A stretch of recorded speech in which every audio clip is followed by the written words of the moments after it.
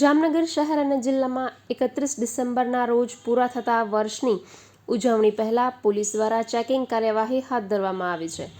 જેમાં જામનગર પોલીસ અધિક્ષક પ્રેમસુખ ડેલુની સૂચનાથી city A division PI Nikunjsinh ચાવડાના નેજા હેઠળ પીએસઆઈ ભગીરથસિંહ વાળા તથા સ્ટાફ દ્વારા પવનચક્કી સર્કલ નજીક ચેકિંગ કાર્યવાહી હાથ ધરવામાં આવી હતી,